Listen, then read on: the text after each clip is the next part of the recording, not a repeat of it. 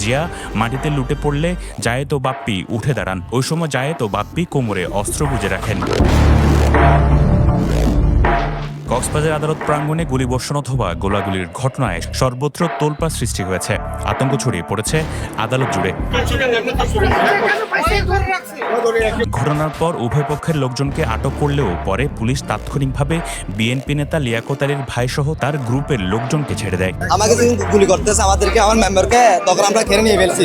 লিয়াকত আলীর ভাই মোহাম্মদ জায়েদের বক্তব্য অনুযায়ী তাদের উপর হামলাকারীর অস্ত্র কেড়ে নিয়েছিলেন, পরে যেটি পুলিশকে হস্তান্তর করা হয়।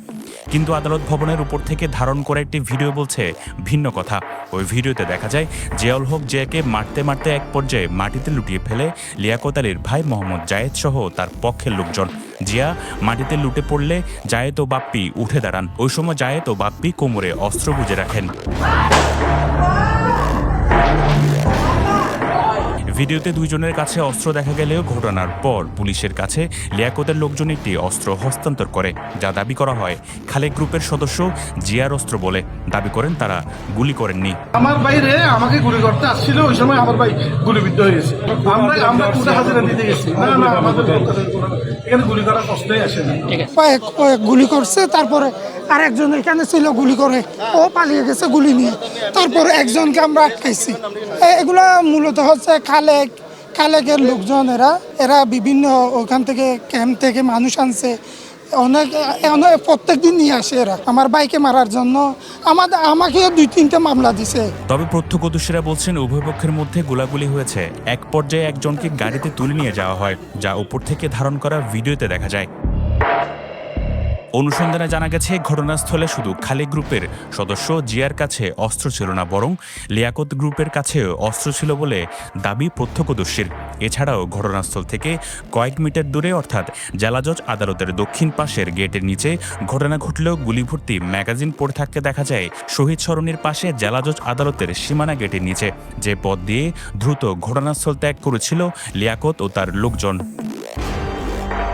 প্রত্যক্ষদর্শীরা বলছেন উভয় পক্ষের মধ্যে তারা গোলাগুলি হতে দেখেছেন। তখন আমি ওই লিগেলের থেকে বাইরে হয়েছি, তো বাইরে হওয়ার পরে দিয়ে দেখলাম যে দুজনকে ধস্তাধস্তি করে ধরছে 10-12 জন। ধরার পরে তারপরে ওদিকে প্রথমে ওই জায়গাতে ধরে একেবারে ওই জায়গাতে গুলি করছে। গুলি করার পরে আর দুজন ওই কী করছে জজ সাহেবের গেটের ওইখান দিয়ে পালাই গেছে। আর তারপরে দুই পক্ষ দুই দিক থেকে গোলাগুলি করছে, বেশ কিছু গোলাগুলি করছে। প্রায় 15 থেকে 20 জন মানুষ ছিল তারা। দাঁড়ানো ছিলাম, তো হঠাৎ দেখে গোলাগুলি হচ্ছে এখানে। তখন আমরা এখানে নিচে কেউ নামতেছি না, দেখি পছন্দ গোলাগুলি হচ্ছে, মানে পরপর 7-8টার মতো গোলাগুলি মানে গুলির পাইয়া রয়েছে, মানে 10টা জস্তি মারপিটও চলতেছে এখানে। আমরা উপর থেকে দেখতেছি এগুলা, মানে জজকোটের ইয়ার থেকে যে গুলি খেয়েছে তার সাদা গাড়ির মধ্যে উঠেছে। ওদিকে গ্রুপ ছিল, তারপরে এদিকে গ্রুপ ছিল, দুনো গ্রুপে গোলাগুলি হয়েছে। তারপর একজন মানে গুলিবিদ্ধ হয়েছে, উনি কোর্টের ভিতর ঢুকছে, ওখান থেকে ধরে উড়ে টেনা হাজটা করে নিয়ে গাড়িতে তুলছে। তবে ঝিলংডা ইউনিয়ন বিএনপির সাধারণ সম্পাদক লিয়াকতের লোকজনের দাবি তারা সকালে আদালতে মারামারি মামলার হাজিরা দিতে গিয়েছিলেন। হাজিরা দিয়ে বের হয়ে যাওয়ার সময় লিয়াকতের উপর গুলিবর্ষণ করে খালেকের লোকজন।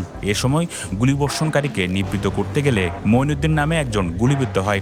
তাৎক্ষণিক তারা গুলিবর্ষণকারী জিয়াকে আটক করে থানায় হস্তান্তর করে। গুলিবর্ষণকারীর কাছ থেকে কেড়ে নেওয়া অস্ত্র তারা পুলিশের কাছে হস্তান্তর করে।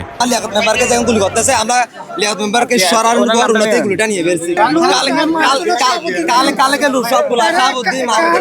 আমরা মামলা হাজিরা শেষ করার পরে এখানে বাসায় চলে যাওয়ার জন্য দাঁড়াইছি। তখন দেখি একটা ছেলে পিস্তল ছিল হাতে, পিস্তল দিয়ে গুলি এক রাউন্ড করছে। তখন মেম্বার সরে গেছে। আমরা যারা কেস মান্না ছিল আমরা সবাই তারে ধরে ফেলছি। ধরে আর কেউ হাতে ধরছে, কেউ শার্টের কলার ধরছে। তখন এর পিস্তলটা আবার উঠে গুলি করার সুযোগটা আমরা দিই না তাকে। তাই তৎকালীন সময় এসে নিচের দিকে গুলিগুলো করছে। তো আমাদের একটা ছেলে মঈনুদ্দিন ছিল, সে ওইখানে তার পাশে তার দাঁড়ানো ছিল। ওই গুলি করা অবস্থায় তার পায়ে গুলি করছে। তাকে আমরা এই যে ছেলেকে আমরা ধরছি, মেম্বারের গাড়িতে উঠাইয়া তাকে আমরা থানায় হস্তান্তর করে দিয়েছি। পুলিশও কথা বলছে লিয়াকতের ভাষ্যে। তাদের দাবি লিয়াকতের উপর গুলিবর্ষণের ঘটনায় একজনকে আটক করা হয়েছে, উদ্ধার করা হয়েছে অস্ত্র। প্রাথমিকভাবে ঘটনাটি এলাকার আধিপত্য বিস্তারের জেরে ঘটেছে বলে দাবি পুলিশের। লিয়াকত মেম্বার নামে এক ভদ্রলোক কোর্টে হাজিরা দিতে আসছে এবং তার লোকজন সহ তার প্রতিপক্ষ তাদেরকে অ্যাটাক করছে, এটাই আমাদের ধারণা। এবং প্রাথমিক প্রতিপক্ষ গ্রুপটা আমি এখনও কনফার্ম না, তো এই প্রতিপক্ষ গ্রুপ এই অ্যাটাক করে তারা উইদিন 2 মিনিটস 2 থেকে 3 মিনিটের ভিতরে এখানে কিছু গোলাগুলি করে তারা একজনকে নিয়ে গেছে। যে এলাকার আধিপত্য নেই, আগে থেকে তাদের ভিতরে এই ছিল আধিপত্য নেই। এদিকে আইনজীবীরা বলছেন আদালত প্রাঙ্গণে গোলাগুলির ঘটনায় তারা উদ্বিগ্ন। পুরো আদালত জুড়ে আতঙ্ক ছড়িয়ে পড়েছে। দক্ষিণ পাশে হলো এসপি অফিস, এইগুলি হলো সব দস্তুর, যেখানে মানুষেরা ন্যায় বিচারের জন্য আসে। সেখানে যদি ন্যায় বিচারের জন্য এসে যদি সেখানে গুলিবিদ্ধ হয়ে কোনো বিচার প্রার্থীকে অপহরণ করে নিয়ে যায়, সেটা খুব দুঃখজনক। একজন আইনজীবী হিসাবে আমি মাননীয় স্বরাষ্ট্রমন্ত্রী, যেহেতু আমাদের কক্সবাজারে, আমি মাননীয় আইনমন্ত্রী, এটাই আমরা আশা করব বাংলাদেশের সমস্ত আদালতে বিচার প্রার্থী, সাক্ষী এবং যারা 21% আসামি আছে তারাও যেন নিরাপদ থাকে, এবং বিশেষ করে আমরা যারা আইনজীবী আছি, আইনজীবীরা যেন আমরা নিরাপদে থাকতে পারি। কক্সবাজারের নিরাপত্তা কতটা ভঙ্গুর তার বড় প্রমাণ আদালতে গোলাগুলির ঘটনা। News desk, পেনওয়া।